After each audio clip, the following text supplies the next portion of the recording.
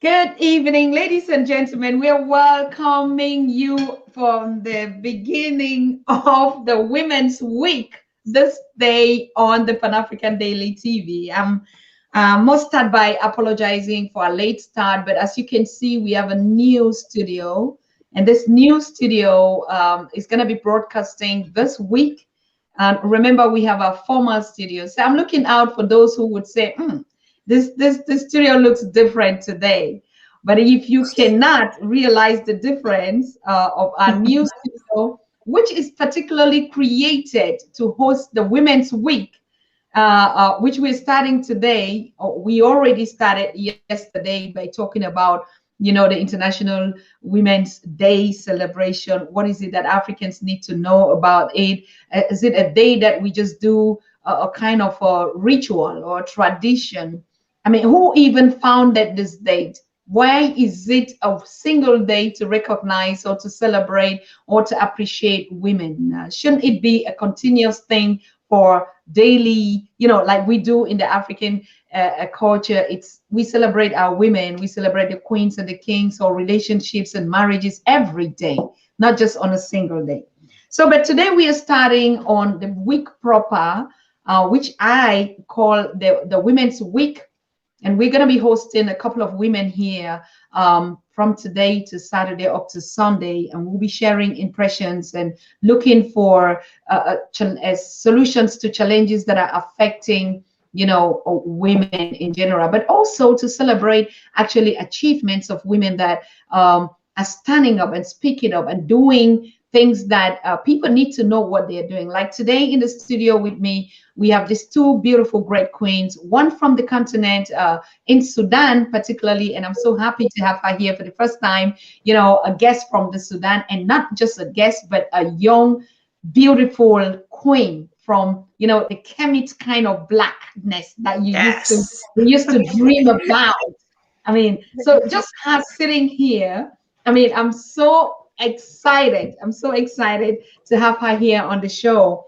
And she is a student currently studying in Kenya. She's going to tell you a lot who she is. Remember, we are in a family and we're having these conversations here. And so Grace is joining us live today to talk about her point of view and her perceptions as a young girl aspiring to get married or not even, but she is really particular about what she thinks that young women should know and what is it that is relevant concerning their worldviews. And she will be talking from the point of view from women, from the young women from the continent, how they feel, how she looks at them. And remember, she's an expert, she's a blogger, she's an advisor, she's a trainer as well, and she gives a lot of talks and on her blog. And that's how I get to discover her, when she made a quotation and said, "A man supporting her woman in her dreams and vision is worth million appreciation, and such men are rare."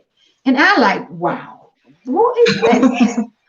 And again, when she wrote a very sweet article. Queen Therese, you need to hear this. You would need to read this article out by yourself. But the topic was, marry a woman who would help you achieve your dreams for you to become successful, not just a goalkeeper. Wow. And I was like, all these topics, just a tool. She has a whole lot of blog. If you go on Grace Andrew Akon's Bear, just type her on Facebook, you're going to follow this beautiful young queen out there. And I was so mesmerized about her point, her opinion, what she thinks about relationship. And I even thought she was married. And I was like, wait a minute, until when I got into conversation and I read she's not even married. How come? Some people are just given this insight and the spirit and the experience. Anyway, that we would hear about that tonight. And I'm so happy that we're going to share this conversation with us here tonight. On the other hand, we have our Queen Therese. All of you know her, Mrs. Now, we used to know her, Miss Therese S. Milliot. But right now, since last year, we all celebrate the beautiful queen now, and she is taken away. And we all know that. And we were all crying and like, no, who is going to get that? Who is going to get this beautiful queen here And you know what? Our brother Ian Joseph just put the hook and said, "This one is mine." And Yes. and that was yes, that was our first couple on the Pan African Daily TV since we started last year. That officially we met them on the Pan African Daily TV, and they got married, and we celebrated that marriage. And so, Queen Therese Joseph, Miss Joseph, is not here now like a missus to talk out of marriage. She's gonna talk about the experiences now. I mean, she'll be talking from the inside point of view, right? Yes.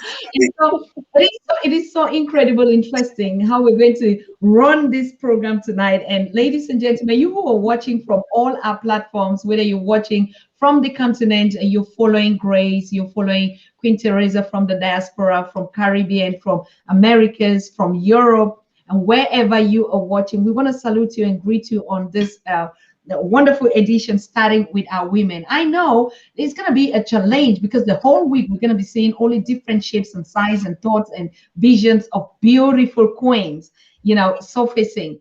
Because why? A lot of people have been complaining, oh, women are too silent. I said, no, but there are a lot of women doing a lot of things. So on the Pan African Yes. Day, starting something like, oh, this week is for women. But you know what, Queens? We got an email today like, what about the men's week and relationship and marriage? And we said, okay, so we're gonna do that. Maybe next week is gonna be the men's week, and it's also gonna be on this same topic on marriage and a relationship. So I want to welcome all of you on this special edition, and I'm so excited and motivated to host to you all tonight. And let us talk about the common things and what we need to know about relationships and marriage. So, Grace, how are you doing out there? I'm doing fine, thank you. That is good. So, where are you sitting right now? Are you in Sudan or in Kenya? What's going on around you? I'm not in Sudan. I'm not in Sudan. Actually, I come from South Sudan. We used to have one country that was in those days. It used to be called Sudan. But then we got independent in 2011 on 9th of July. And now we are an independent country, and it is called South Sudan. The other one is Sudan, and this one is called South Sudan. But yes, currently I'm not in South Sudan. I'm in Kenya, and I came to Kenya since 2014. Oh, this is very interesting, Grace. I mean, what, why? I mean, young girls like you would want to come to Europe. Therese, you know it. They will want to travel abroad, Mhm. for studies or something like that. Why did you choose to study on the continent and in Kenya? Uh, I see like a lot of knowledge that we need to learn doesn't only need to come out of classroom. Some of the things we need to see them physically. But then once we are seeing them in Africa, it will be much easier for us to put them into practice, especially if there is a good governance, like where I am now in Kenya. Kenya is more peaceful than my country. You see that? So if I see a lot of things that are being done in part of Africa, it will give me that strength. It will give me that energy at least to feel like these are the few things we need to change in South Sudan. At least if we can do this and do this, we will be able to change. And a lot of things that are being learned outside the classroom are more important than the few things we need to learn in the classroom. I think education is not only in classroom; it goes beyond that. It goes beyond interacting with different people. It goes beyond interacting with different people with different cultures, understanding to see how is it going here and how is it going there, and then we try to compare them. If, even like I got the chance to study. Actually, the one that is paying my school fees is Spain. And if I would have given him pressure, I was having a chance to study in UK. But I never wanted that. I wanted to at least study in Africa, learn new things in Africa, and at least take those things back to my country and build the country that I want. Because I do believe that one thing that I can do can go beyond the way I'm seeing it. It can change a lot of lives. You see that? And I do believe that in Africa, there are better opportunities and more opportunities than maybe in abroad. Wow. I am speechless. This You are the second young person that we're having here. We also discovered Usman Toure last year, who said, "No, I am not. Even though I have a scholarship to study in Canada, I would do the Rwanda model." He also comes from the Gambia, and he actually just graduated, and he's taking further studies there. And he said, "No, I want to learn the Pan African model, and I want to study in Rwanda." Young people these days look only out of the box, like you said, and they choose other destinations for their studies. Do you think this is very risky, particularly on the subject matter today? What do young girls aspire, particularly in terms of relationship and marriages? Where do they want to land? Uh, yeah, thank you. I see like in terms of relationship and marriages, we are having a lot of issues as young people now, because you see now there's this civilization that is coming up, and then there are cultures that we are having, and this thing it need somebody to look into this critically. I mean, like, you need to see the positive culture. If we have positive cultures with the Western world, and then we need to pick one or two things and then carry them to our cultures or marriages as Africans. And especially now in my culture, when we are getting married, there's this need, like, you want to tell a man, you want the man to work, like, to be coming to you like for the next 1 year, 2 years, for you to tell him yes. But if inside your heart, you have feelings for that man. You see that? But in the Western world, if you love the man and you have the feelings for the man, and then the man come to you the same day, you will say yes. You see?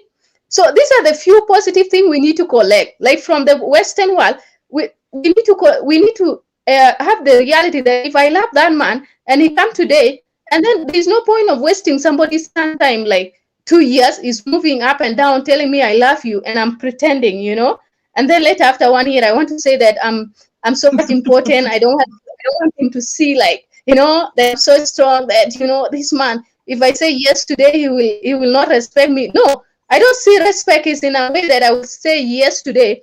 It is more of how will I behave, how will I carry myself out, how will I handle myself, how will I build that relationship, what are the norms that I'm having as grace. It is not all about how do you accept the man after 2 years, or how will you accept him after 3 years, that will show him that you are not cheap. So I say this one was with some few of the intellectual minds. They are realizing that this thing in the culture of, especially in my country, that you need to waste somebody's son. It's not the time of before that our ancestors, people have no more work. Now people have dreams to build. And in relationship things, it's not all about playing. Like in my culture, a girl could date 5 men, 6 men, and then you want to see, like, you want them to do competition. Now I don't do that. Me, I date one man, and it's okay. If we break up, and life move on. I start another new chapter, like that, so that at least I can have time to focus on myself. But imagining me dating 5 men, and then every time I need to call them and tell them, I love you so much, and then in the next minute, the other one will call and I tell them that I love you, I don't sleep, because those things are negative cultures that we need to change. And then we need to put into, like, we consider the positive cultures, you see that. And there are negative cultures from Western world, like you will see, you are, like, you date, and then later you can divorce, or this thing, you come and will stay, and then for a few months, and then later you go for divorce. Those one are negative one.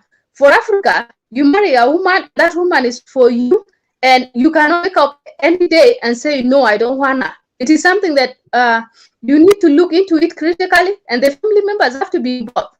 So that thing is a positive culture from African, and that is a culture that is holding a lot of families up. It's not something that you wake up and say, Grace, I'm tired of you. You don't even cook well these days, So a lot of things in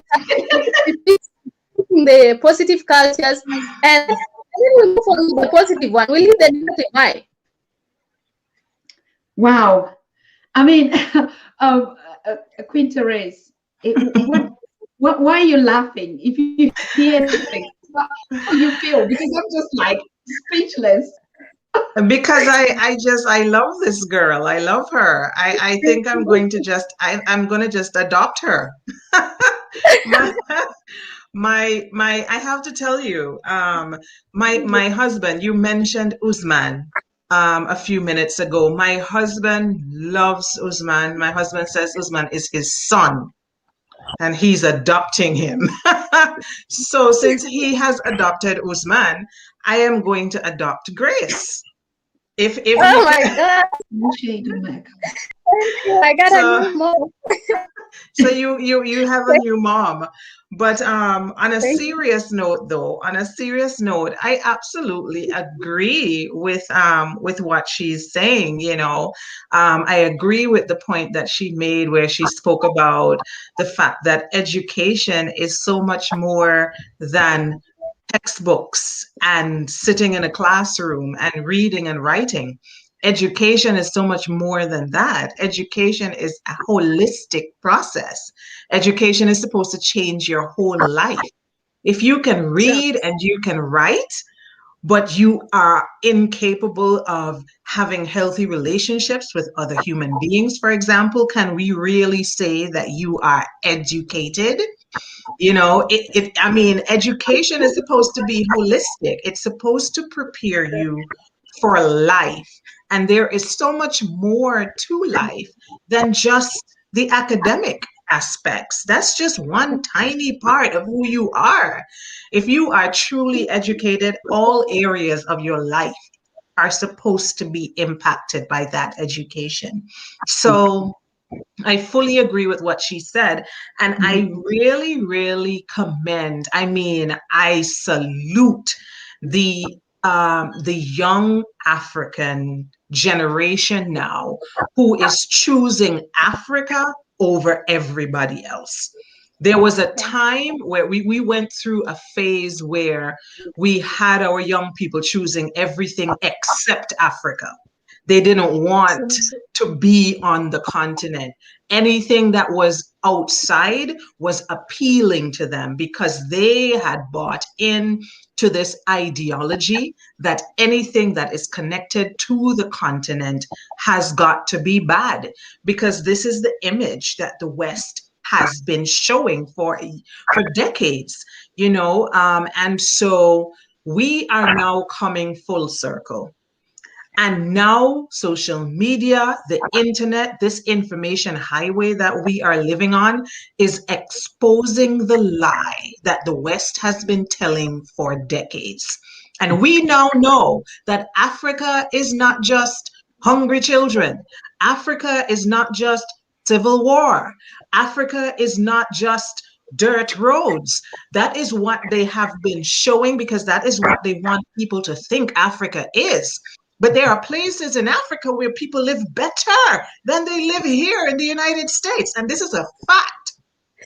And so the information highway that we're living on has made it impossible for them to tell that lie anymore. We now know that Africa is the richest continent on this planet, and that perhaps everything they have and that they are enjoying came from our continent. All the oil came from us. The electricity came from us. I mean, this is a reality. And so I think that this is what is waking up this millennial generation. And I am so excited about the fact that this generation is taking back what was taken from them. They're taking back their story and they are retelling the story, and they're telling the truthful version this time. And we're now in a time where there is a move. It's like a universal global movement that is happening right now, where Africans all around the globe, it's like they're suddenly waking up. It's like their eyes have suddenly been opened, and everybody is suddenly recognizing the value in this skin right here. Mm-hmm. We have never before seen a time where people are prouder to be Black than we are seeing right now. We are literally living in an age right now where people are proud to claim their Blackness. And you know that that was not always so. We went through a long period of time where people didn't want to identify as Black. They were ashamed of their Blackness. It's like their Blackness was a badge of shame, because for many years we have been told that anything that's Black is bad. Now People have woken up. There is a global movement going on right now. Both men and women are now rising up and saying, listen, I am Black and I'm very proud to be Black. And that is what is leading to this movement where you see a lot of young people now deciding, why do I need to go to England? Why do I need to go to Canada? Why do I need to go to Europe? There are universities right here that can give me the very same education. I choose Africa. I choose the motherland. And whatever resources, whether they are intellectual or academic resources that I gather, I am not going to go and pour them into the European system. I'm not going to go and pour them into the American system. I am going to take them home and pour them into Mama Africa because she needs it. You know, she needs us. And I think about what would happen. I think about what would happen if all of our African intellectuals around the globe were to rise up and decide, I am taking what I have and my resources, my skills, my abilities, and I'm taking them home to Africa. I truly believe that the rest of the world would just fall to their knees. They literally would, because we are carrying a lot of what we see happening in other parts of the world. A lot of what, I mean, look at this pandemic. We don't even have to look far for an example. This pandemic that we're currently in, do you know how many of the doctors that are working around the clock to save people's lives are Africans? Africans from the continent, from all over the continent. And you know, people do not recognize them, you know, because, well, I guess it has become our habit. It has become normative for us to just ignore the contributions that they make. But I mean, we cannot overlook the fact that a lot of this capitalist economy is being carried on the shoulders of Africans. Like we built this. Yes. You know, and so I am happy, like I am elated, like super excited when I hear people like Grace and people like Usman, young people saying, I choose Africa.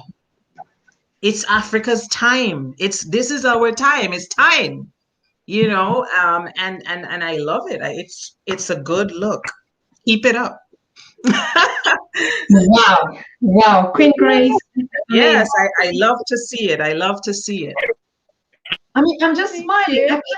I can't even just pretend like, you know, young people in her age, I was like, everyone was just dreaming to go to the Americas, to go to Europe, to go to, who would even think that Kenya was even a neighbor to look forward to? Who would think that I need to go to my community in Ghana, you know, and learn what Pan-Africanism, and even just know the history of Marcus Garvey or of Dr. Nkrumah and all the, who would even think at this age, Grace? And Grace, you made a very pertinent, I mean, I'm jealous of you. You're the kind of young woman, Grace, I know that we look at you, we envy you because of the mistakes maybe that we made. And I just look at you, you're the kind of role model of a woman, of a young woman coming up that I look and like, if I could rewind my steps, right, I will make the right decision. And just looking at your country, South Sudan, that you're talking about, and the instability and the position of women, what is it that after your studies you want to change, particularly in terms of these topics that we're talking about? Thank you. Yeah, I have started working on it. It is not already a great achievement, but I see a lot of women from my country are lacking the knowledge, especially on the rights as a woman. My culture says, if a man beats you, it is not, you're not stop and say, why are you beating me? You see that? So you can be, and you will still stay with the same man, sharing the bed, and you are happy with him. You see that? So I realized that that thing need more of advocacy. It need more of somebody who can always speak to them and tell them this is something that's supposed to go, so that they can learn. And especially they need to learn from their fellow woman, not a man, because if a man will come, they will think that man want to destroy the marriage. But it is a young lady like me who is not even married and who is not so close to her husband. She will really know that this thing is what this lady is saying is right. So from last year, I started running 2 programs. One is called Real Talk with Grace. With Real Talk with Grace, I discuss issues that are affecting women, especially in relationship, and how can women respond to such. You see that? And the same thing, I bring another program, a radio talk show called Women's Talk with Grace. With Women's Talk with Grace, I bring women from different parts of the country, and then I try to interact with them and see what are they going through. If they have something to do about it, what is that should be done as a country? What can we do as a woman, as women? What can you do? What can I do? And I realized through all these talk shows that I have been interacting with women, some of the women, they usually come to me and tell me, Grace, you really changed my mind. You change a lot of things. I have been thinking like this and I think like this, but now I see what I have not been seeing for all these years. I think this I make a talk show and on a Women's Rights Day, and the topic was the theme for the year is to challenge. Just to challenge. So me personally, I took it on how do we choose to challenge, or how do we choose to challenge gender-based violence as women of South Sudan, as me myself, as any other lady outside there. How do you choose to challenge this gender-based violence? How do we go about it? How do we solve it? How do we change the negative culture that is in our community, that say a lady must be married when she just reached to the adolescence? And today morning, to be honest with you, a lady texts me in a private message and say, your microphone, Grace, hold on. Your microphone is. Oh, sorry. Sorry. I don't know if you're doing it. Yes. Yeah. So this morning, a lady texts me from a private message, and she said, Grace, I went through that in those years, but there was nobody you could talk to me like the way I saw the video that you speak in. Grace, you're changing life. I get a lot of messages. I don't do that to get payment or whatever. I do it voluntarily, freely, because I see a lot of women are going through hell in my country. A lot of women are being driven of their rights. A lot of women, a lot of young people have potential. A lot of young girls who can really change a lot of things in the country, but are married up at the young age because my culture believes that as girls, I'm the source of wealth to that family. And if I don't get married to that man, or if I don't get married to a man that they propose to me, it will look like not respecting people. But between the dreams and the future and the culture, you cannot choose a negative culture before your dreams. No, that will be like you are killing the generations and you will be killing the future children you will be having in future. So imagine if I were to be in my village now, I tell you, maybe now I would have been having 4 children. Because when in culture, once you go to adolescence, they do celebration just to inform young men that this lady is ready. But they don't know that maybe I went into adolescence when I'm 13 years. And then a man will come and propose. You see those things. So even to us as young girls and women who are not aware of our right, we do believe that we are like sympathizing with the parents. You see, we want to sympathize with the parents and encourage their negative cultural norms, you see. So you want to be a good girl, so you will be told, get married to this man. But you have not yet finished your education, but you will just need to marry. Without even you question your father or those relatives, why am I entering into this marriage? Can I have education first? You see that? So I am seeing it in a way that a lot of young women and young girls lack knowledge on their rights. Because if you know your right, you will first have a talk with your father. Me, I went through that. In 2014, a man proposed. And this man, because I come from humble background, people expect me just to marry him like that. And before I got the scholarship, I was trying to worship the man. You see, when you don't know what you are doing, it is one of the worst things. So this man came and proposed to me. He came to my friend. So now when the man came, I was imagining, the man is staying in the US. So now it was like the man was telling me lies, you know, I will take you to Nairobi, you go and stay in Nairobi, you know, you will not even be working. You see that? So once you tell a young girl lies or a lot of things, and then she doesn't know what she needs in her life, she will just follow you. So this man was promising a lot of things. I'm going to construct for you a house, your family, you people will not be in this poverty anymore, and a lot of things. So when I got the scholarship and this man was informed, he was like, Grace is not going. You are not going. You know, I will take you to Nairobi. And then me, I was imagining, you know, me going to Nairobi, sitting in that beautiful house, sitting in that beautiful house, not working. You know, you will be, there's electricity, there's water. And then in my country, where I was staying, there was no electricity. So when he tell me thing to do is like with electricity, I was just feeling like I'm being taken to heaven. So I just agreed to everything he was saying. I was worshiping the young man. But then later when I got the scholarship and I saw he was like, no, this lady is not going. Then I said, no, this is not what I signed up for. No, I'm not doing this anymore. So though my dad and my relatives came in and they tried to say, you know, you stay, you know, this man loves you, I don't know what. I tell them, no, this is not the life I want for my children. I need better life. And me personally, I don't want to be depending on a man. And that is one of the worst things that is killing a lot of African women. You want to depend on a man, even on a makeup. You want him to provide for you a makeup. And a man that will be providing for you every day will treat you like a trash because he knows that without him taking good care of you, you will never succeed. You will never do anything. But if you stand up on your own and try to provide for you, even if it is $1, you are making out of your work every day, you have to go. And these men, they will enslave you and make you feel like you are nothing because you are depending on everything from them. So every woman that I interact with, I always tell them that education, if you get the basic education, it will help you. Later, when you go for a job, your husband will respect you. And that this one, she usually go for something. It will not talk like somebody who's providing you everything. Not some things we don't need to request from some people. So as the culture and the new civilization, there are so many things we need to pick up as women.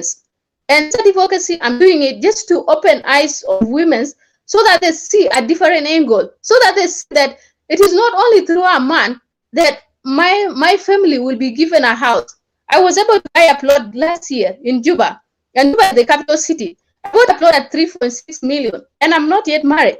Doesn't need a man to come and propose and then he bought for me, my parents a plot. No. Just work extraordinary hard. Try yourself as a queen, as a woman. See yourself like you don't need a man in this life so that you achieve your thing. Have your own decision, have your own dreams to achieve your own things. And then later, when the man comes, it's all about sharing. If he provides for dinner, yes, I will provide for the lunch. And we are good to go. If he doesn't treat me well, I draw the line. Tell him, babe, this is not how things are supposed to go. So in between dreams, there are these men who see themselves like, if we don't have them, or if they don't marry us, like for my country, people worship the lost boys, the boys that come from US, from UK. It is because most of the ladies don't want to work for themselves. So you want to be taken to Nairobi, to be taken to Kampala, so that you don't work, and the man will be working for you. Like that. And you will never achieve anything else because that man will keep you in the house. You will become the housewife. Anytime you want to beat you, he will beat you because you are living on his everything. But if you wake up, do something for your own, try to become a queen, a woman, you know, a great lady that has her own dreams so that your children will be seeing you as a role model. Not somebody who will just be eating from the house, you know. That man will never respect you. So I'm doing advocacy for young women and young girls so that they can see life is beyond just waiting for a man to give you something to succeed. And life is beyond you being just married off at early age. Life is beyond me begging for a man to give me something to buy my always or buy my parts. It's beyond that. It's going beyond different things. And that thing we cannot achieve it as my women from South Sudan have knowledge of their rights and know what they are supposed to do and know how they should go about it. And that's why I'm running those programs. I'm running them in different states, in different stations, just for free, just to change one man's life. If one woman is changed, I'm okay.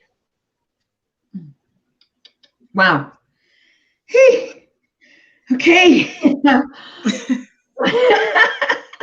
Well, Terry, she left you speechless. what about you?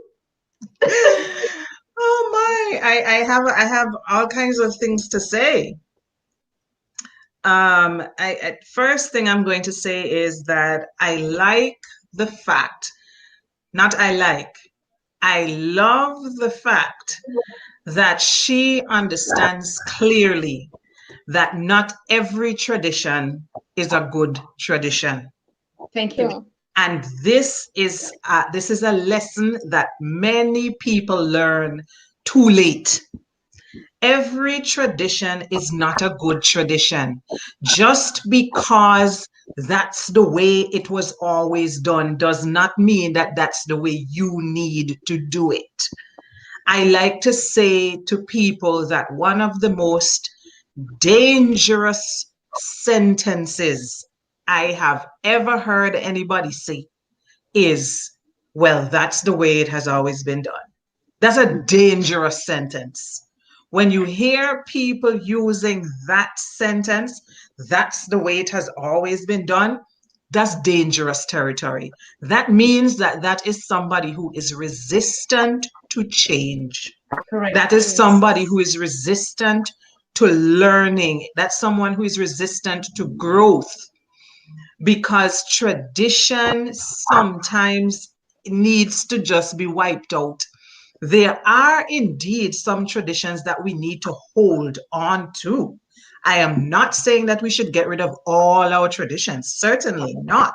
Because as Africans, we also have some beautiful traditions that we need to make sure we hold on to tight and not have them diluted or corrupted in any way.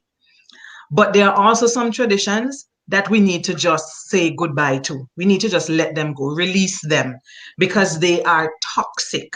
They are actually destructive and doing us more harm than good. And we have a lot of very destructive and dysfunctional, toxic practices that disguise themselves as culture and tradition. You know, we call it culture and we call it tradition, but it's actually what it is dysfunctional behavior. That's what it is. But we know, but nobody wants to call it that. So we just refer to it as tradition and say, well, that's the way it has always been done. The way that it has always been done does not make it right. And so I am really happy to hear, I think it is refreshing to hear a young person saying that every tradition is not a good tradition. And we need to know which ones to embrace and which ones to let go and to get rid of. That is really, really a very important thing. And also, she mentioned children. And I was happy to hear her say that, because that is one of the things that was going through my mind.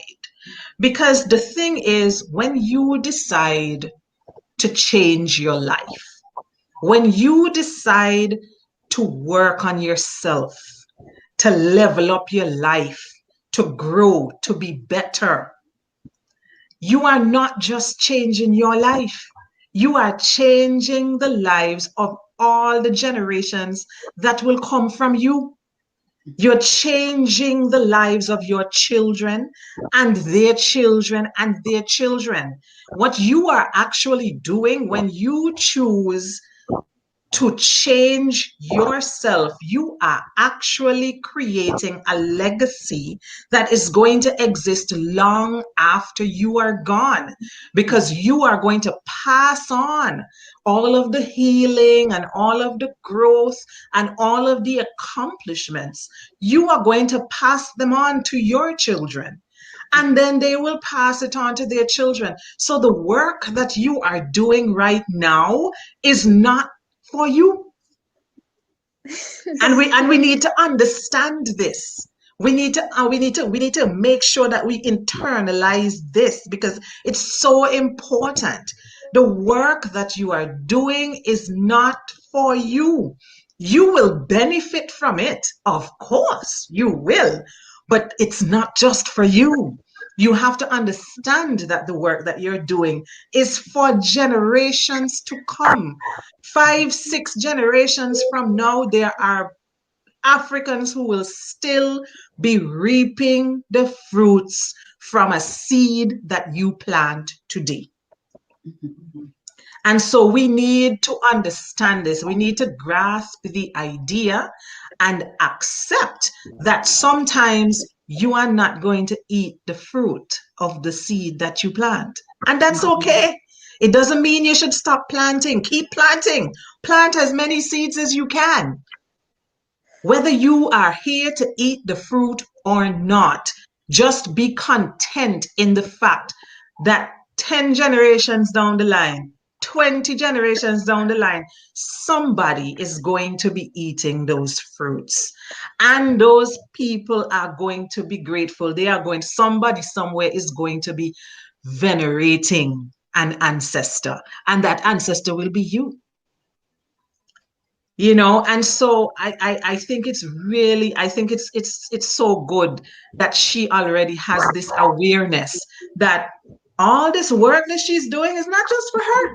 It's for her children and her grandchildren and her great grandchildren and on and on. They are all going to be one day pouring libations and say, this libation that I'm pouring right here is for my great grandmother Grace, who once upon a time planted this tree. And they will tell their children, and their children will be like, Mommy, tell me the story again about our great grandmother Grace. This is so powerful. I'm actually getting emotional as I talk about this, because people, yes, I'm so serious. People need to understand the significance of the work that we are doing. And this is why I'm so passionate about what I do. This is why I'm so passionate about what I do. This is why many times I don't even get paid for what I do. I do so much work for free, because I understand that what I am doing is not for me. It's for the generations. And I need to, the most important thing for me in this life is 2 things. One is to ensure that I'm fulfilling my purpose. Whatever the purpose is that I was put here on earth to fulfill, I must fulfill it before I die. That's number one. That's the most important thing. And secondly, is that I leave a legacy. You have to know how you want people to remember you after you are gone. What legacy will you leave? How do you want people to talk about you at your funeral? What are people going to say about you at your funeral? And I don't care if they talk about how I dress. I don't care if they talk about what kind of car I drive or what house I live in. I'm not interested in that. You know what I want people to be able to say? I want people to be able to say, let me tell you, the day that I met this woman, she changed my life. My life was never the same again for having met her, for having crossed paths with her one day. That is the legacy. That's the only legacy I'm interested in. Nothing else.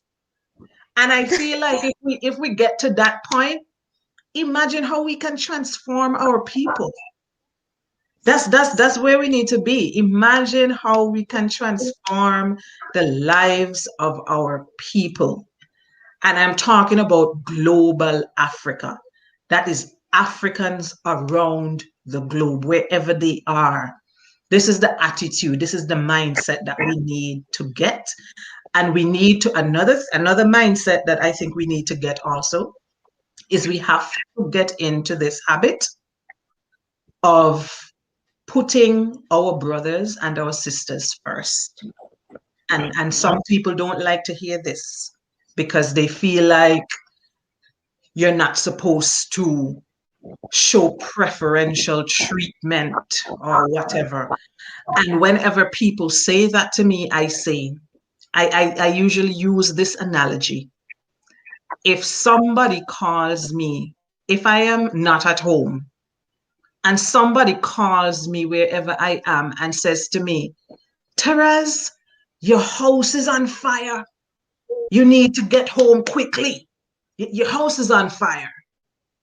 And I rush back to my house and I see the house is in flames.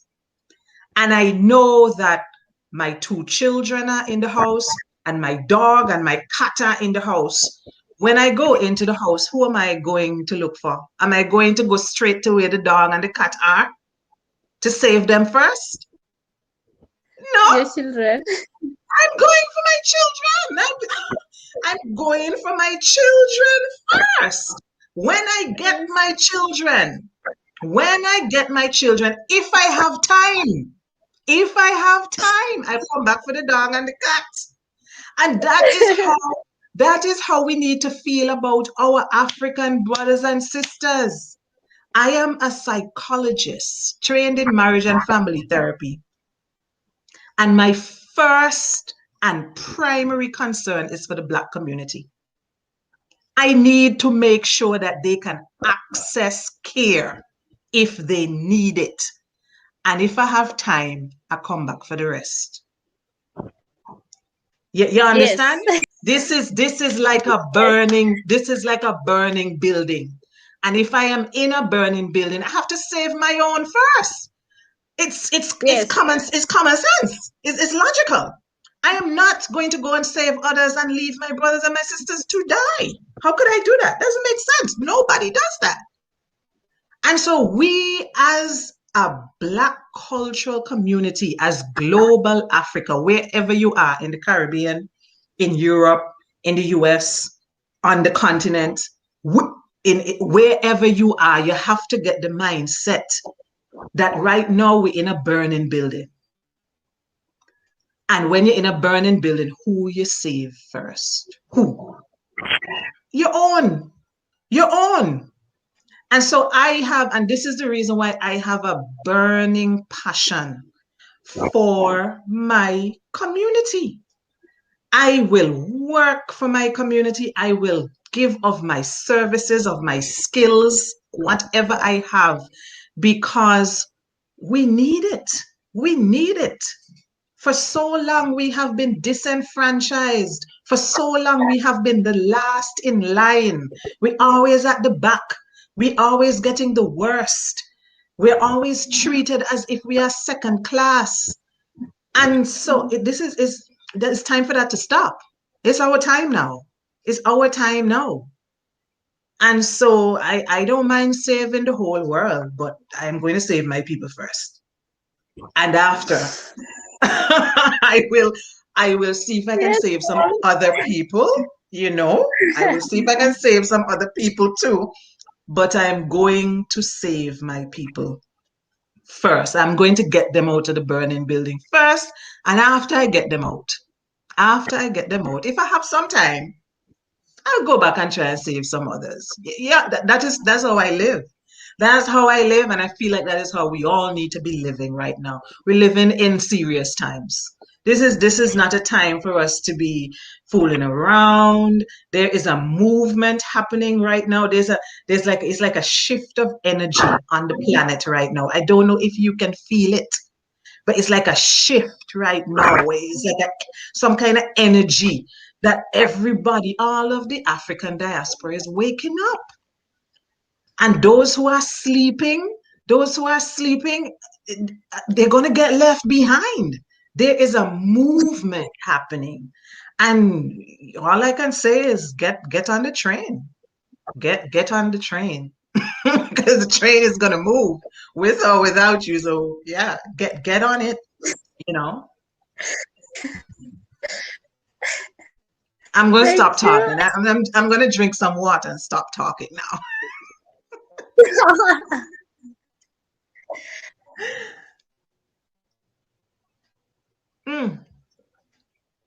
Dr. Susan, okay. you are muted. Okay. Yes. Thank you. Now we can hear you. Thank you. Yeah.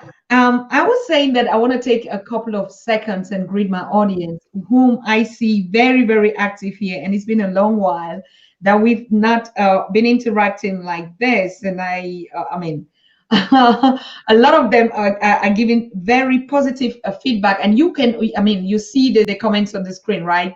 Mhm. And it is so interesting what they write out here. But the one thing that really caught my attention, and I was laughing, I think Johnny Boy said, all the sugar daddies need to hear what Grace is saying. He said all the sugar daddies need to hear that. Kofi Zuma was like, so Grace is in high school, you know, like, can I? And the El Haji was like, you know, great job, Grace. Indeed, three of you beautiful queens. Yes, Blessed Chai, all of them. And I mean, we have Koboko Sauce here, Sinova Rightly, Johnny Boy, I already said it, David Wine. I salute you, Dave. It's been a while. And yeah, but David, what he says something that be careful not to allow the West to destroy your cultural norms. And these are all interesting feedbacks that we're getting here. Wine Dick, One Dyke, my queen. Hey, hello. Yes, and all of you are saying yes, the queens are on top. They are speaking. Kalena Hofer said, wise girl from our queens. Kalena is going to be on the show also this week. She's based in the UK and she is such a power. Like I said, a lot of women that we'll be having here today on this week. Everything is just so fine. Floyd is sending greetings from Malawi and like, Susan, when are you going to open the lines? Not Susan, Nana Efwa. That's my name, Nana Efwa. When are you going to open these lines? And I can tell you very straightforward to say I'm going to open the lines, honestly, because this topic, I cannot just shut up your mouth out there in the comment section. These are just the viewers on the Pan African Daily TV YouTube. I know that all of you that are watching from all the other platforms on Pan African Daily TV Facebook page and on my private official page and on my account and on the other multi-platforms, I salute you. I can see all of you at the same time because we're not combining the view and the shows, but I know that you are watching and I greet all of you out there. So I'll be opening the lines in a couple of minutes to take your calls and your feedbacks and your questions directly. I know a lot of questions will be coming out there. And if you have a comment, please make sure you drop it also in the comment section. I can bring it up to the viewers if they are not, if you cannot call directly. So by call, use our WhatsApp line on +49 1578 211 2379. As you can see, yeah. Grace, you made some two particular comments that I took, and you sound though you interact a lot with women, but your focus is more also on the men, on the kings. Like I read out this comment that I took from you, and you said a man supporting her woman in her dreams and vision is worth millions appreciation. And you said such men are absolutely not even found. But even when they are found, they are so few. And then the next comment that I picked from a topic that you did, a very incredible topic, and I'll recommend everybody to go and read it on her blog. Just type in her name on Facebook and you follow her. She said, marry a woman who will help you achieve your dreams for you to become successful, not just a goalkeeper. Now, what did you mean by this? Great. Yeah, thank you. Yeah, I will start with the thing of only few men who support their women's. I have seen this in many occasions whereby thousands of, especially the African men, you will find a lot of them. They don't want to support their women's. Only very few are supporting their women's in dreams and all this, because you know, with us African, we have this ego, especially the men. A man want to go far so that the woman, when the woman talk, it will be like, you know, you're still very far, you know. So only some few men would take that initiative to ensure that they encourage women's and ensure that they take them far. You see that? So that's why I was saying that issue, because especially in my community, I have seen a lot of ladies being promised heaven and earth, and then later when they get married, they are not being supported. You are told, I will take you to your school, but you're not taken to school later. You just made a housewife. Someone want you to produce children, over 10 children, for him to become a happy man. But if you tell him to support your dreams, he will not do it. So especially I still advise women and girls, if you have that man who is always willing, who always wake up and say, babe, what do you want to do for your life? What do you want to do? That question alone can make a woman move mountains. It can really encourage a woman to make mountain. But the issue is not every man who asks a woman that, baby, what do you have for this year? What are your plans? What are your dreams? You see that? So men who ask, what are your dreams? What are your plans? They're the men who will still wake up and support you and see you succeeding. You see that? So to me, I still pray that we should have more, in the future, we should have more of Obamas in Africa. Because I know Obama is from Kenya, an African. So I want us to have more Obamas in Africa. No, we should not just, because people see like Michelle is so succeeding, Michelle is moving mountains, Michelle is the best first lady. Not because of Michelle alone, but it was because of Obama. Obama was always buying her to push her. And that's why you could see Michelle was moving mountains. So if we need more Michelle, because these men in Africa, they will always say, you know, I wish my woman can be like Michelle. Michelle was built and Michelle was nurtured by Obama to become the woman she wants. It is the same thing in Africa. If you want your woman to become successful, build her. Give her all the skills she needs. Support her. Support all her dreams. Encourage her. And she will become even maybe more than Michelle. Like other women that we see are succeeding, most of the men are buying, a lot of men are buying them. And because those men are very few, that's why we see only few women are succeeding. That is it. And it is the same thing when I am saying, marry a woman who will help you achieve your dreams, not just a woman who will sit down and become a goalkeeper. You know, this thing as it stick into our women's mind, that, you know, a man must provide for you. And that anytime your husband come from work and maybe have some dreams for you to share, and he talk, you will be like, you know, babe, I think what you are saying is the right thing. What is the right thing? What have you contributed? You are just there saying that is the right thing. You did not contribute. You did not add anything there. You know, you are just seated and you're saying, babe, it is okay. What is okay about life? What is okay? What are you adding into that life? And to me, myself, I will not wish to marry a man who is rich.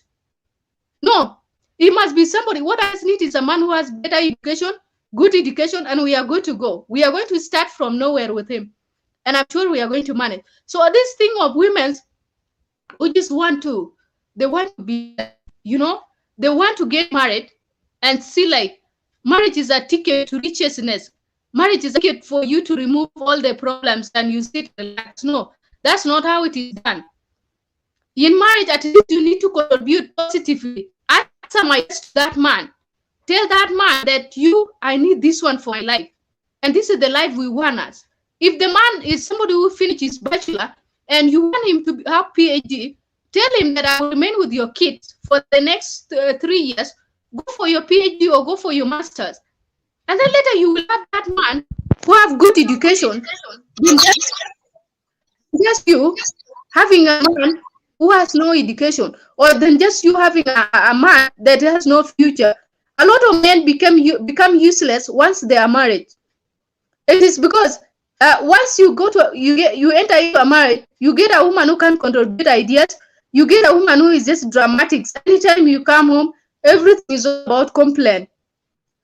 There is no day that she will wake up and say, babe, you know this thing you achieved today. And you expect him to be your Obama. Seriously, where are we getting Obama that you don't support?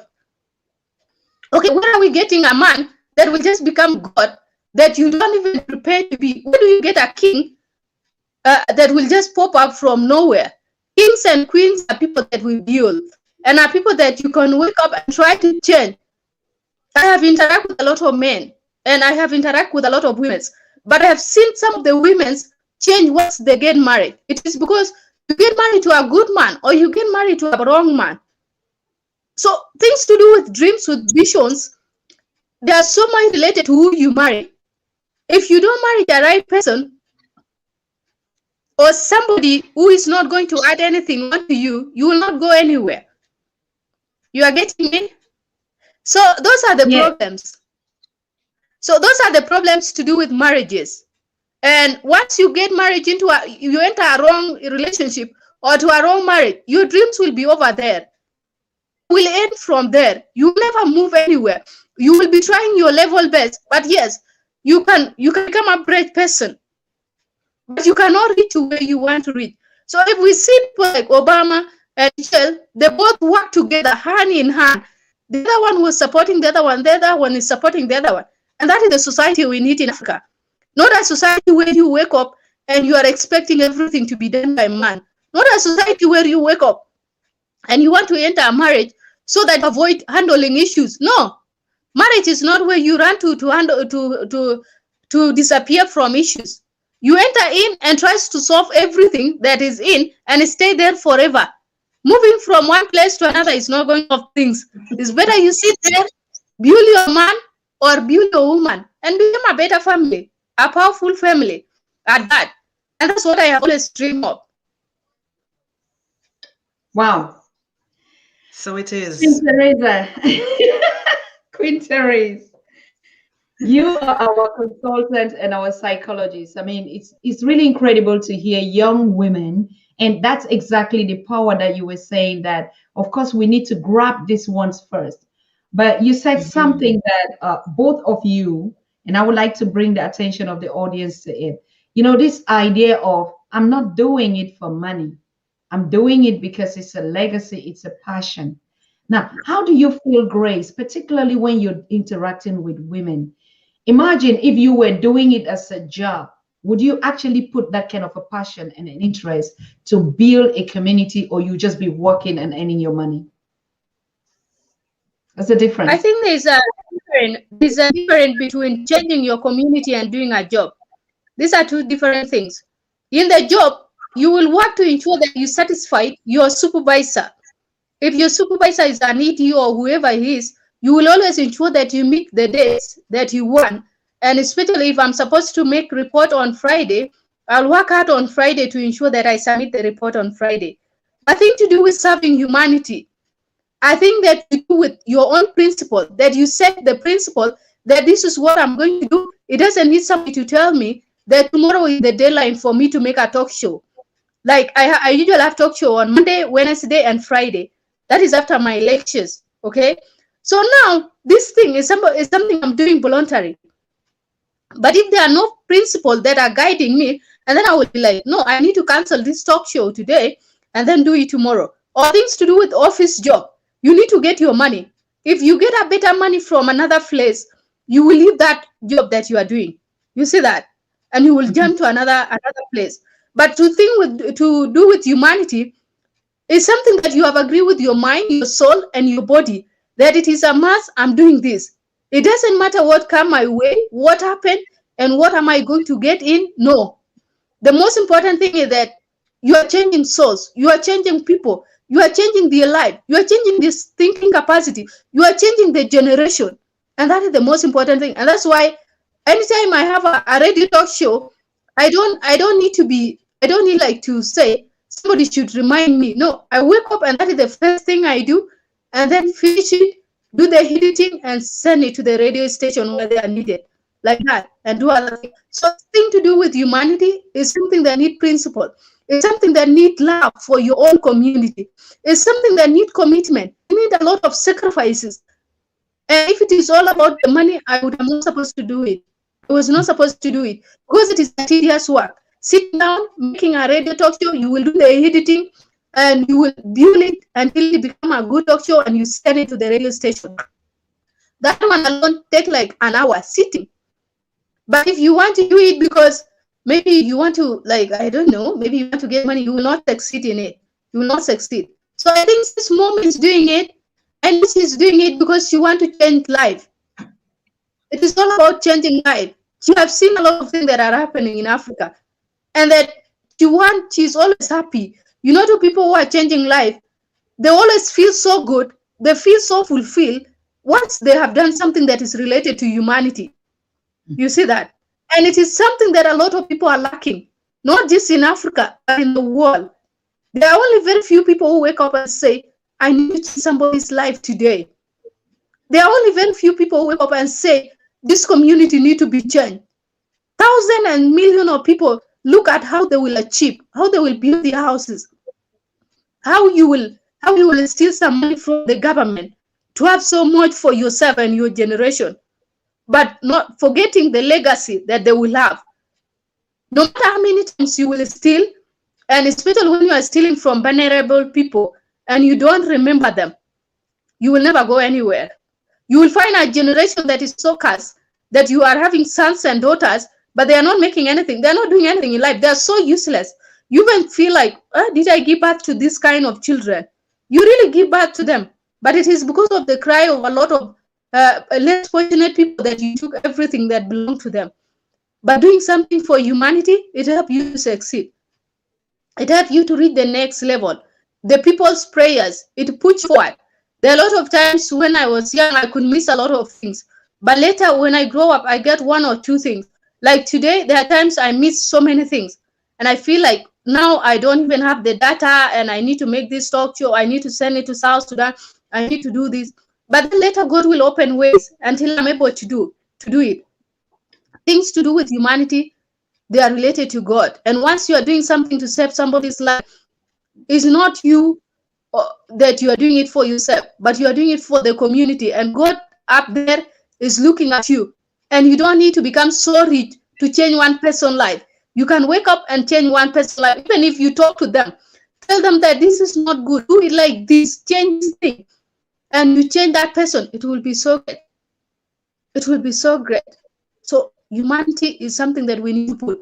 With Africans, we have a big problem. We need to depend on international NGOs. That is it. And that's why you find we are not moving anywhere. I think this thing to do with donation, if Mama Teresa can now sit down and I tell her, Mom, give me $1 for me to buy another lady a sanitary towels, we will be able to afford. But because we look down on ourselves, we need to get everything from international organization. What if they leave? Where are we going to serve these poor people? And then that's why you see Africa will always be put on TV as one of the poorest country, one of the, every clip that is shown there on TV, especially these big medias like CNN, like BBC, like Al Jazeera, you will never see anything positive being put there about Africa, because they know we will never start to become brothers and sisters. Nobody want to have an organization that is being funded by Africans. Every organization need to be funded by international organization. And as much as they give us that little food, they are taking a big percentage from the government, more than what they are giving to us. But then we are not seeing it. Our elders are not seeing it. Nobody is seeing that. We want to believe that everything that is being given to us by the white people, it is the best. If we don't get donation from white people, we have failed. But what if Mama Teresa give me $1, you give me $1, I get $1? We put them together. And one lady there that is suffering in the village. Is that not work? Doesn't need international organization to come and do it for us. We are the one failing ourselves. That's what I usually see, me personally. Africans are the one failing themselves. They look down on themselves. They don't want to build their continent. See now how they are being brainwashed. We have a lot of doctors in the US. We have a lot of doctors in UK who are black African. They're real African, people who really look like me. But they don't want to come to Africa. And because they are being given that money monthly, they believe that it is a lot of money. But no, it is not a lot of money. In abroad, I normally hear, and I have been reading that everything is put in a system. You are being charged for every penny that you are given. That is another form of enslavement. And the work that people are doing is not adding on to anything. You are doing a crazy job. You are working day and night, but actually you are not saving anything. You are not saving anything. It is a biggest form of enslavement. This is that they carry people again using ropes and all these. So people feel like you are being given good thing. No, there's nothing good there. You are being enslaved. They take you there. You have 24 hours. Everything is in the system. You are paying too much rent. You are paying a lot of bills. And then later you have nothing. You will work there until you become old. Then later when you are useless, you come back to Africa. What are you going to do there? You come back when you are very useless. Come and sit and start looking at us like we are going to support you. What are we going to support you with? You say, and then you say Africa is for. With Africa is for. Seriously. And you are doing brain draining. You are taking our people who are so successful, who are very educated, you take them there, and then, you know, this thing that they put things in system, it is just to control the Africans who are having brain. Because once you don't get enough capital to come and start up your business, you will not come to Africa. So most of these Africans, they are like, I will go back to Africa next year when I have enough money. Next year come, you don't have enough money. Another year come, you don't have, you are still working. That is enslavement, and that is slavery. It is still on until our people wake up and change. Otherwise, it will not work. Wow. You heard it here.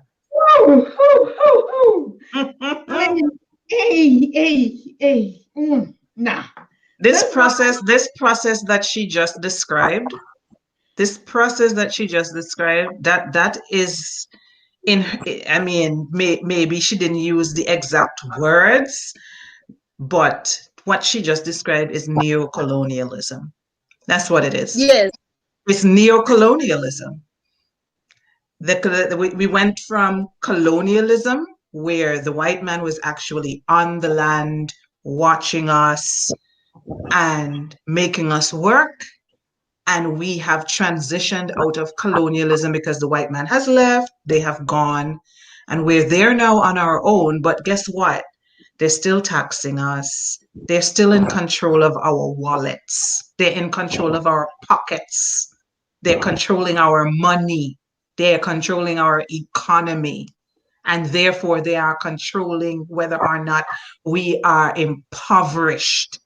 That's neo-colonialism. It's just that we've just transitioned to another form of colonialism. And so, you know, it begs the question, can we truly say that slavery was abolished? No. To me, no. No. No, because if you see these people, they are still taking our everything. You see, even the leaders we are having, a lot of president, 95% of president of African president, they are working according to white governments. Whatever the white president say is what they follow. It was only one president last year who could not work according to everything that white people are saying, and that is the president of Tanzania.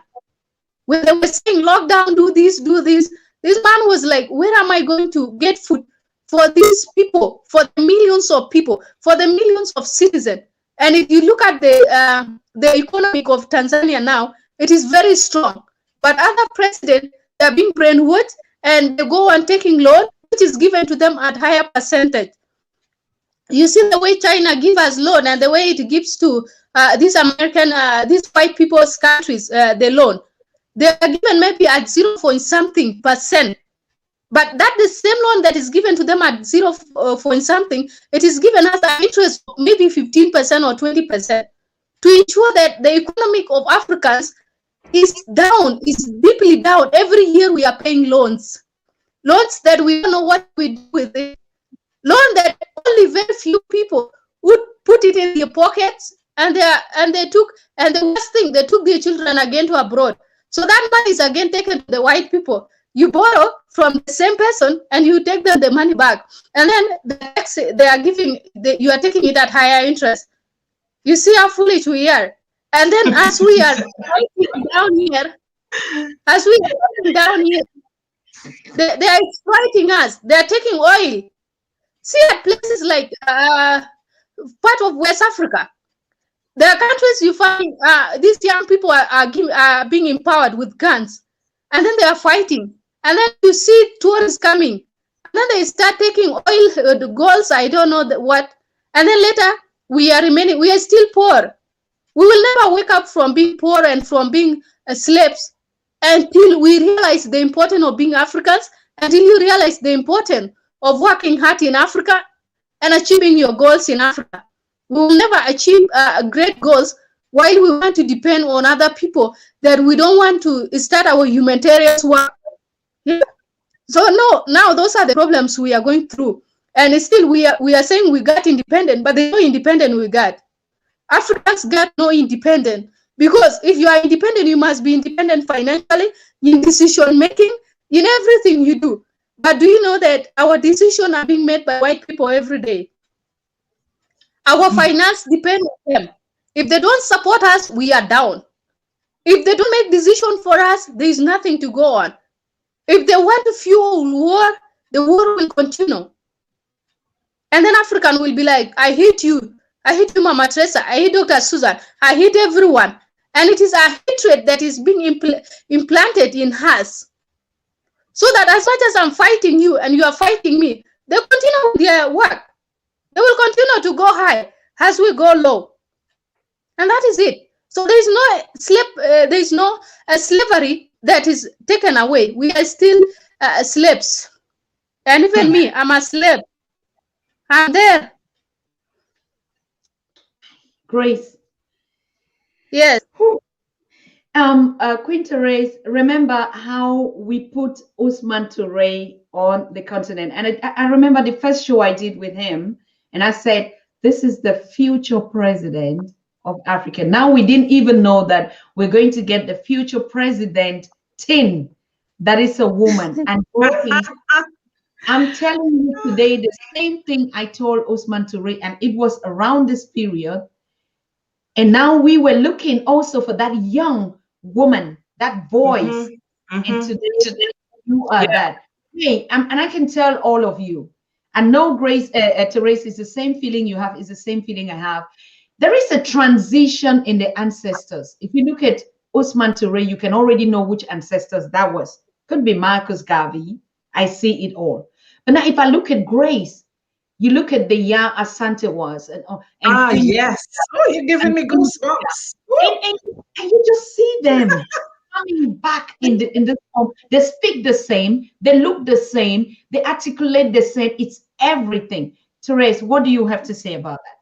Because right now, I'm saying you're giving me goosebumps. You're giving me goosebumps here. All of my hair is standing up. Because this is powerful. This is extremely powerful. And everything that you're saying is spot on. Like she's hitting the nail right on the head. I see people in the comment section saying that this is the female version of Usman Toure, and that maybe they need to get married. that's what people are saying in the comments.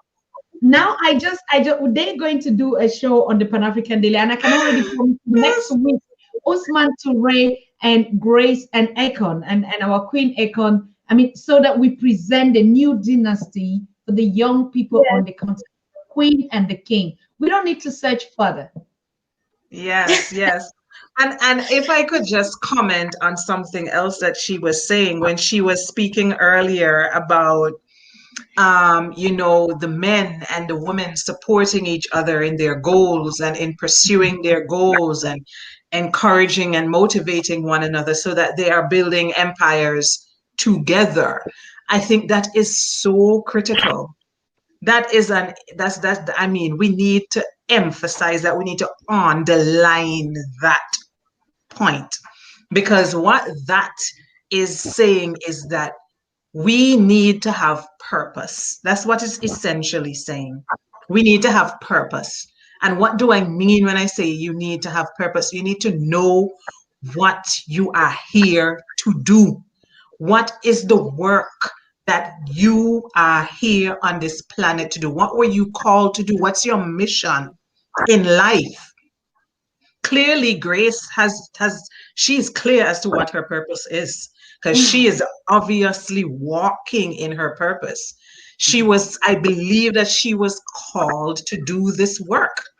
This is what she was placed here to do. And so she's living a purpose-driven life. And I can say the same thing about you, Dr. Susan. You are walking in your purpose. This work that you are doing is not just that you just woke up one day and just decided, hey, I'm going to have a Pan-African talk show. No, it's not that. That message was placed in your spirit. You were moved to do this by a divine source. It's not random. It's not a coincidence. You are walking in your purpose. And you can tell when somebody is moving in their purpose by the impact that they are making. The impact, the reach, Oh, I mean, when I talk about impact, there are literally people in every single corner of the globe right now, as we speak, watching this program. Literally, every corner of the globe, everywhere. This is a global reach. That's the kind of impact I refer to. And this is an indication that you're walking in your purpose. And I think that that is so important. And it is important in relationships because we're talking about relationships. And this is probably this is like the axis that your relationship should revolve around. If Okay. you are entering into a relationship and you don't know what your purpose is, how will you know what you're supporting? What are you encouraging them to do if they don't know what they want to do? You need to know what your purpose is. That's really super important. Go ahead, Dr. Suzanne. Go right ahead. No, I'm sorry. It's just like somebody was just interrupting and saying that the lines have to be open, and you don't want to know who is here. I'm picking up this first call. Somebody is missing something when she hears her queen just talking like this. Is like you guys Who is just that? Who is that? let me talk. Hello. Good day. How are you guys doing over there? Oh, as you can. My husband. Oh, wow. I was told that this conversation was supposed to be 30 minutes, and I said straight up, it's not going to be 30 minutes. So I think my purpose for today that I had to give up for, I told you it's going to be an hour and a half. But He did say that. Hour and a half. It's a good hour and a half, and I think March is dedicated to the African woman, and there's no better way that we could spend today but to listen to three powerful African sisters. One happened to be everything to me, and I am sitting down with her, listening to the conversations, and I just want to say to Chiobi, keep it up. My wife keeps talking about. She's always talking about purpose-driven life, and that is a very important aspect of whatever your life is. You just gotta stay on course, live your purpose, and along the way you're gonna help so much people that you don't even set out to help, but it will happen. We need to keep this fire burning, and Dr. Tessa, I cannot thank you enough. I told you before, and I will always say it, us connecting was no accident, because we in this part of the world, we need to create that bridge, that contact, so that we can foster the relationship that will put Africa where Africa is supposed to be. Even though we're here, we're in Africa. And let me get off the phone now, because I'm sure other people want to call in, but I'm just saying great work, ladies. Thank you. Thank you so very much. I mean, you just supported what Grace was saying in his speech, like a man supporting her woman in her dreams and vision is worth millions appreciation. Grace, are you really? Oh, I mean, we don't go about that. I'm talking about Miss Akon. Are you just like? Is it a coincidence the husband just called and said, my wife is always talking like? It's a clean example of the man that you were looking or you were addressing, like a man that supports the purpose. There's two couples, they are something different. Each time the husband is here, the woman will call him. To always emphasize, even when the man is telling us, each time the queen is here, the king is always going to call. And he makes sure she calls first and always say, yes, this is what my queen is like. I mean, they just that kind of and I'm really happy about what you're doing, Queen Therese, like being a therapist, a psychologist, and a consultant for Black families and relationships. And you keep saying Grace is just on track. grace is just a track. These are the connections and the unity that we're talking about. South Sudan and now Antigua Barbuda sitting right here in the Pan-African Daily TV, talking to the goddess of Africa, because I don't even know to say I come from this. I just own the whole continent, right? And yes, that's how massive it is. If you go asking, I want to get land in this place, please ask me because I own the whole Yeah. land on the continent. Yeah. So that's how much Yes. it is. That's how much it is. So what I'm Yeah. saying is this is the perfect thing that we're saying. We're listening to the voice from the continent and we get the voice from the diaspora. And somehow we used to think that no, there are different impressions, but we see everything just aligning because, like what Queen Teresa you said, it is the spirit and the purpose. Over to you, my queen.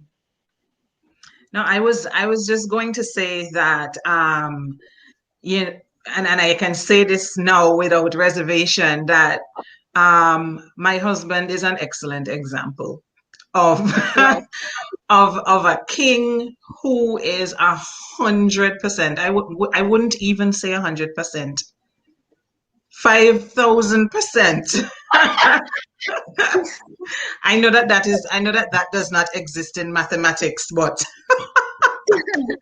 Africans, but that's African mathematics, 5,000% behind, and that's the point I was making just now, that when you are clear, when you as a woman are clear as to what your purpose is here, you know what you were placed here to do.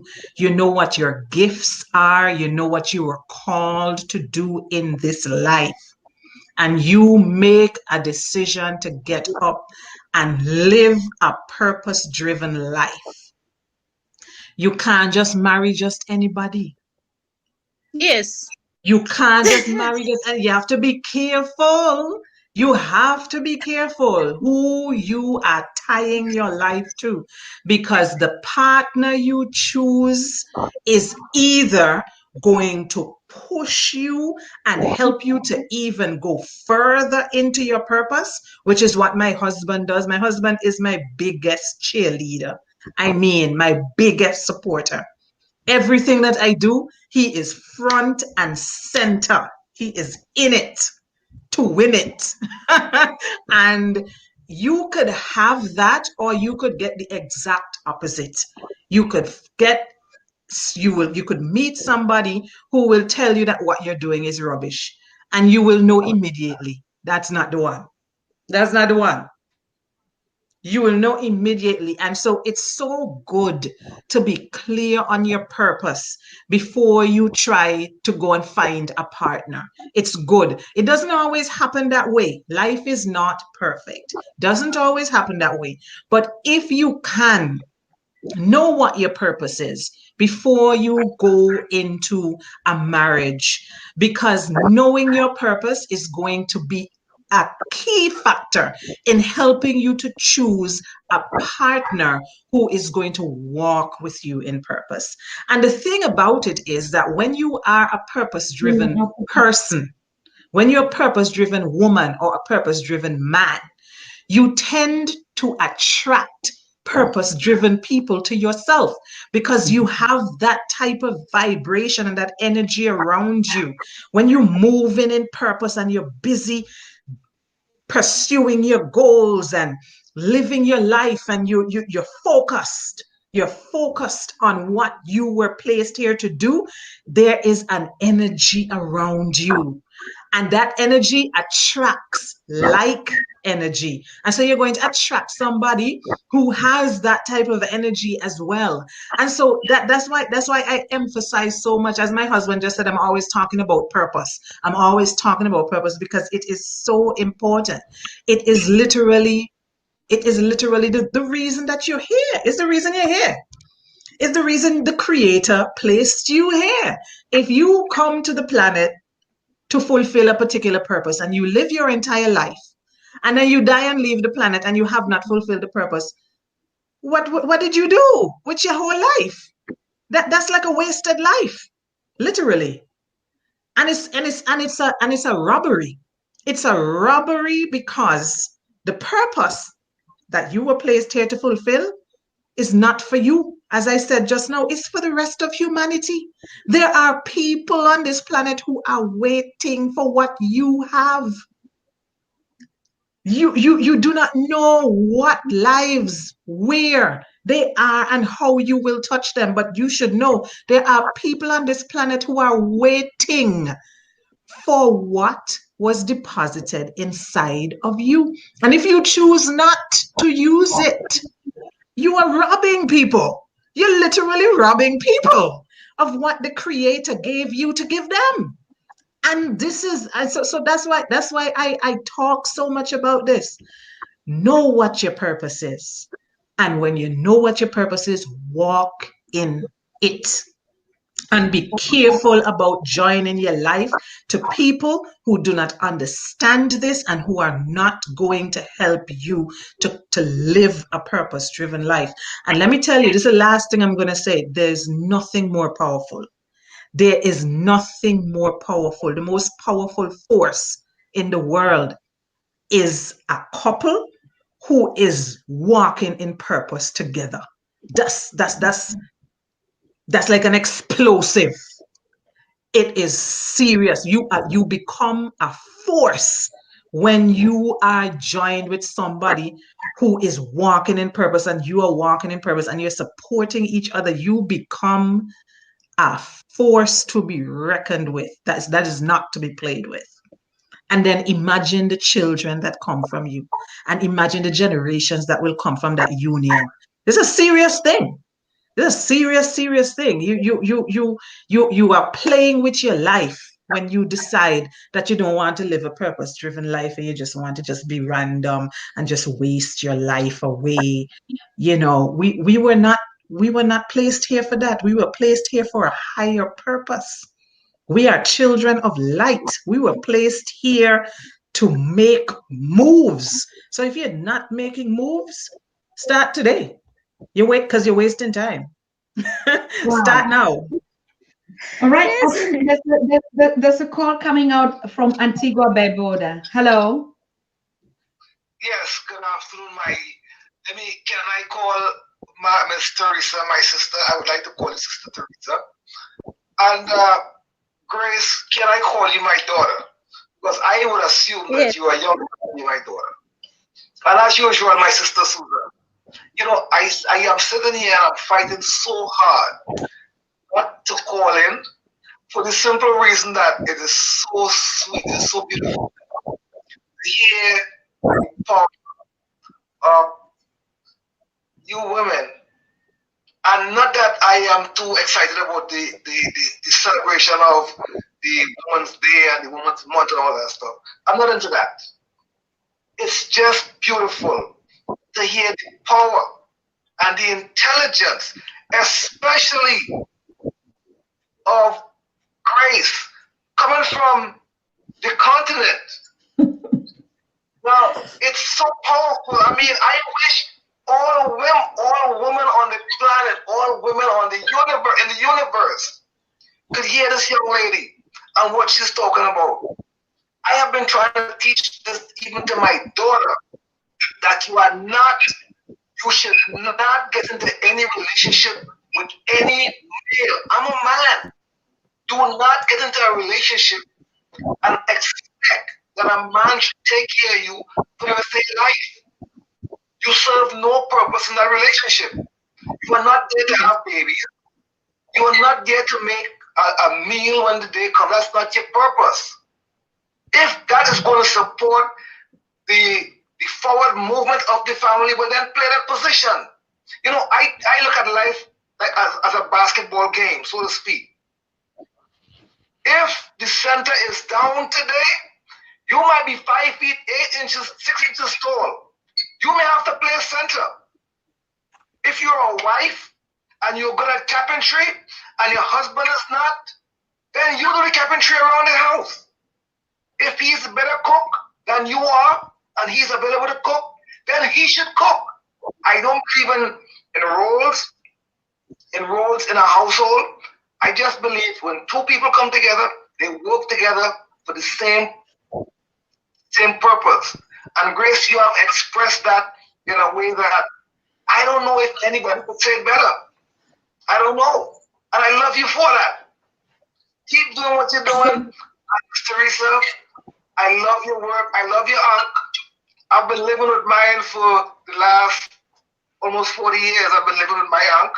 It never come off. I love yours. I know one day you're going to see mine. Because I have some ancestral people in Antigua. My grandmother is born of Antigua. So maybe one day we will cross paths. Yes, yes. And love you too, as you know. Love you always, Libby. Love Blessed you. love, my brother. Thank you. Thank you. Wow. I mean, it's explosive, to be honest with you. It's I don't know whether it's a woman thing that I feel here today. I don't just know. But there's some energy, and I think yes, it's the energy that you're talking about. That energy, when it's just there, everything, the harmony. We feel the harmony. But when the energy doesn't fit together, I mean, nothing even works, no matter how we no matter how we go about it. So I am thanking all of you. I know just join in and like, yes, I'm watching. Now we have a queen from the Netherlands that say, I cannot just also keep quiet. I have to speak out to support my sisters. Hello. Yes, I'm watching. Now we have a queen from the Netherlands. Hello. Hello. Oh, my queens, all of you are looking brilliant. And you have, I mean, I don't even know what to say. But besides thanking you, all three of you queens, Grace, what a young woman. What a young woman. And let me tell you something, you have come to the right platform. And I'm glad you're on this platform because with what you have, the gifts you have, you will not compromise on this platform. We are behind you and every one of you. Yeah. And I'm just fascinated. And I hope that there's younger people watching and somehow we can reach them and just they are. I just wanted to reach out to especially Grace, the young woman you are, with your vision, and it is awesome. And all I can say, the right platform where yes, this is what we do. And thank you. Thank you so much. Thank you. You are also Grace, right? Yes. Oh, I forgot to say, I am your namesake, big sister. I don't know. Yeah, but and I'm loving this. As you're saying, there's an energy. And I'm loving this platform. I'm loving it. The women, the African women. I mean, it's like I don't know. I'm loving it. Yes, Grace. I'm your namesake. Yes, but you also forgot to say that where she is doing her education is your country, Kenya. Oh! Yeah, that too. I want to say so much. Have you ever? As you know me, Dr. Susan. I'm an emotional person, so I want to say so much, and then you run out. You forget to say other one. Oh yeah, Karibu Kenya, baby girl. Yeah. Karibu Tanzania. Yes, Ubuntu all the way. We ain't stopping anywhere. Let me tell you something. I live in the Netherlands, and they will try to stop you at everything. But you know what? We're going to continue doing what we are doing, whatever it is that we are doing it at. And I appreciate all of you, my three queens there, looking lovely. Thank you. Be blessed. Thank you. Thank you. We also giving it to you. That is the spirit. Yeah. Wow.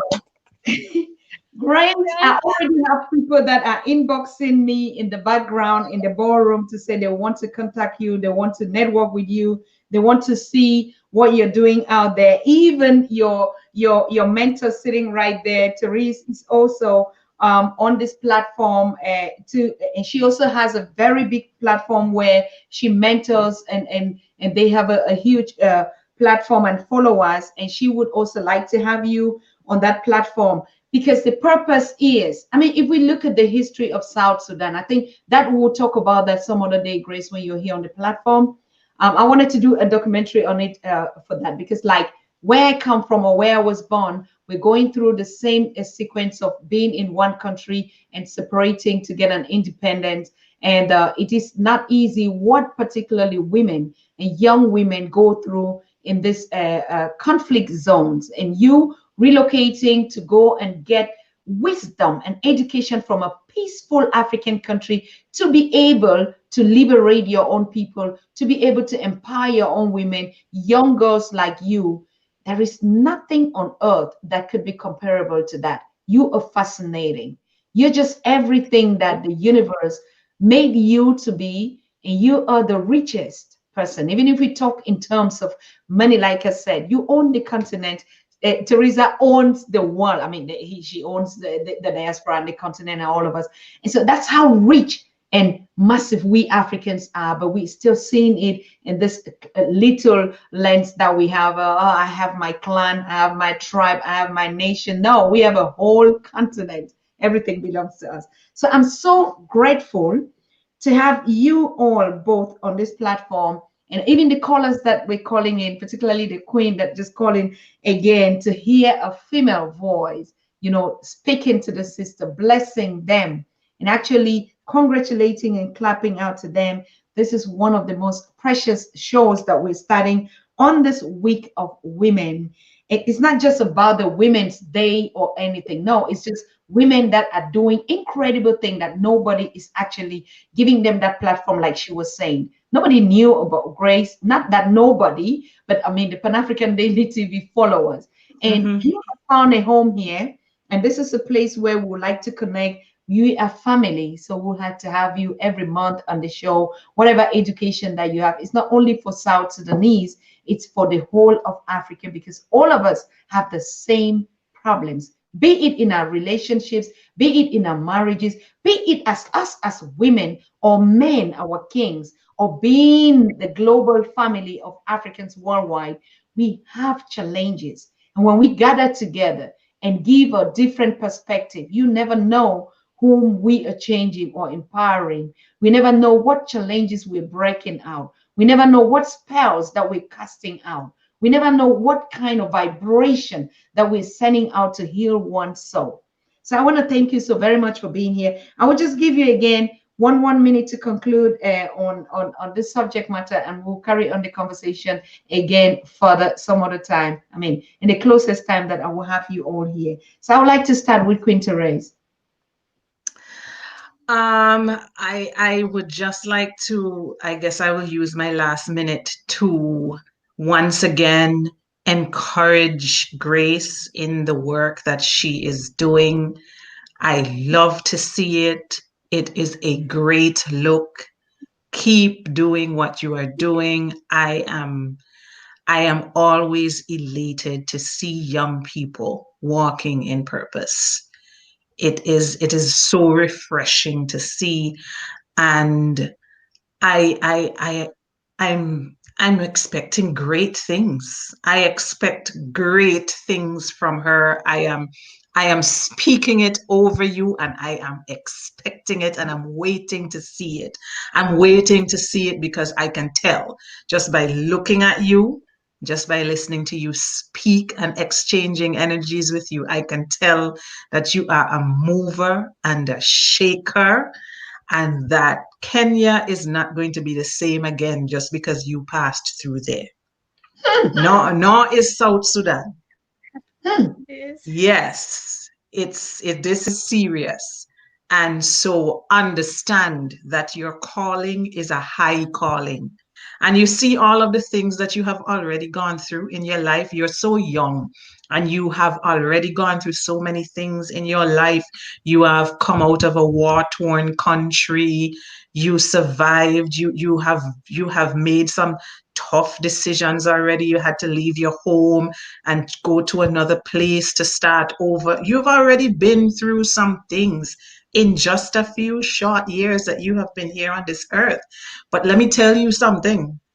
You are an amalgamation of Oh, all yeah. of those experiences. And the higher your calling, the tougher the road usually is. So you need to understand that your calling is not regular, normal one because of the things that you have already endured.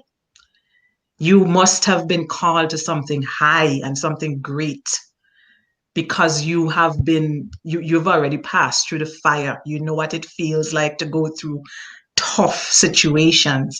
That is not a coincidence, Grace. That is you being prepared. That is the universe training your hands for war so that you can be ready. So embrace your calling. Don't be afraid. I know maybe what I'm saying might sound like, it might sound a little intimidating, but don't be afraid. Don't be afraid, because what the universe calls you to do, it also equips you to do. So whatever you've been called to do, it means that you have the tools, you have the skills. So you're ready. You just need to rise up and go. Do what you have been put here to do.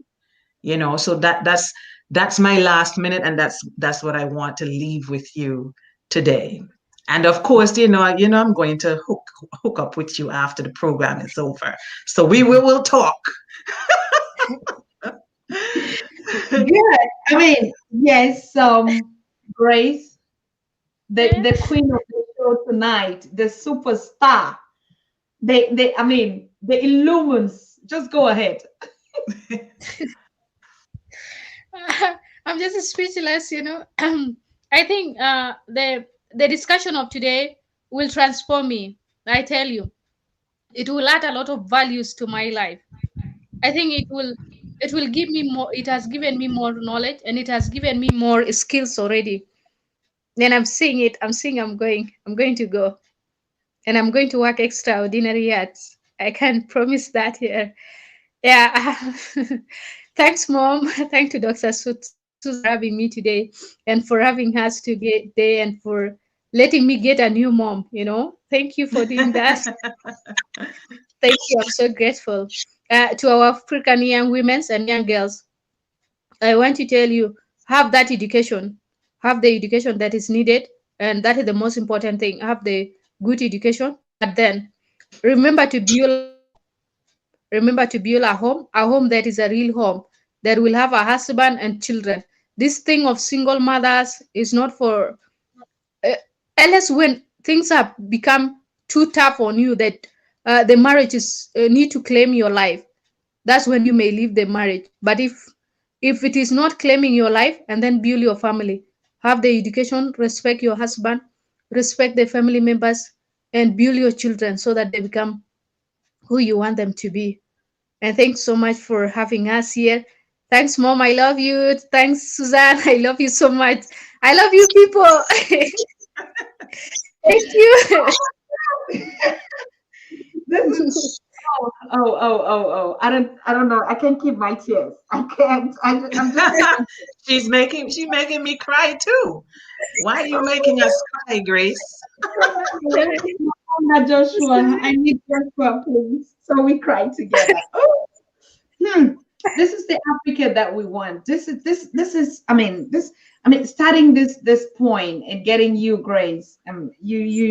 You've just done some miracles here without even knowing it. I want to thank you so very much. And the ancestors, like, I can take Queen Grace, Queen Teresa's words and blessings to all of us. So she just said it. And Hotep family, we want to thank all of you and for watching this incredible moment.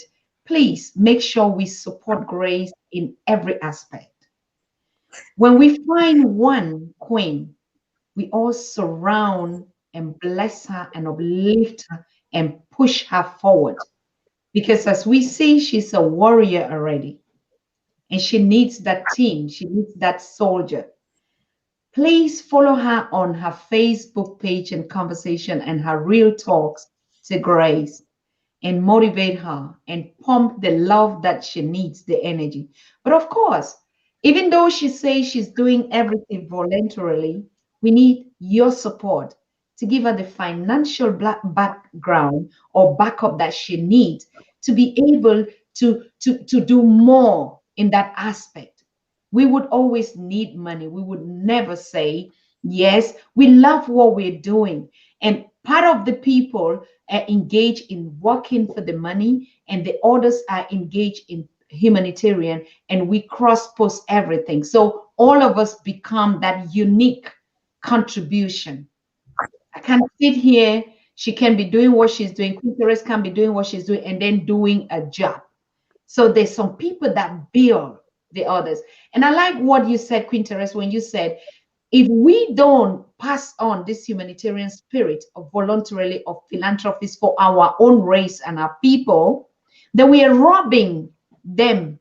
It is the same thing that Grace, you said, the leaders, they rob their people and steal their monies, and then that's the reason why we have few that are rich and the majority is poor. It's the same thing. It's the reason why we are uneducated, because a lot of queens, a lot of kings that are supposed to take care only for their needs, to educate them, to empower them, to teach them, to mentor to them, are busy chasing what you rightly discuss, Grace, as we're just working for the systems, and the system have already programmed your money before it even gets to you. So we have to live a purposeful life. That's the last thing that Queen Therese said. And a purposeful life means you're not just living a boring life, just work and eat and sleep and do this. You have to build a legacy. What is it that the world will remember you? Which children will call your name for the things that we have done? That is our purpose on earth. And I want to give you this peace and love to all of us. And I can see the smile on Miss Eckert. I mean, it's just so contaminating. And her beautiful black skin. Then her hair. Wow. I already see kings that are asking, is she married? No, she is not yet married. But remember that you have to pass through the furnace. You have to pass through her mom, Teresa. You already know who she is. And then you have to pass through again the goddess of Africa, Dr. Susan. Just imagine the kind of husband you need to even come around this queen. So yes, we are protecting her so much until we put you through that furnace and you deserve her. Then we're going to release and unleash that love that you need. In any case, I wish all of you a wonderful time out there on the continent, in the diaspora. We would be continuing this conversation again tomorrow with other powerful queens, the ones in the UK, the ones on the continent. So we bring the diaspora and the continent and we share opinions. Watch out for the topic that is coming on tomorrow. You dare not miss it. So I love you all from the Pan-African Daily TV family. Tumi Tata is here controlling the technique. Patrick Kasurim is on the continent. Iya Tata is also assisting right here. And I'm sitting here. Neisha Melkon, the one that is doing the programming, is also watching with us somewhere around Zimbabwe. I want to thank all of you for your support and your views and your comments. Please keep liking, supporting, subscribing, clicking your notifications to get updates when we are live. We are expanding. We don't even have time to share the flyers, to reach out to everybody. So make sure you click and subscribe and click the notification so that when we are up anytime, you just follow. I wish you a blessed day. We see ourselves tomorrow. Good night. Bye-bye.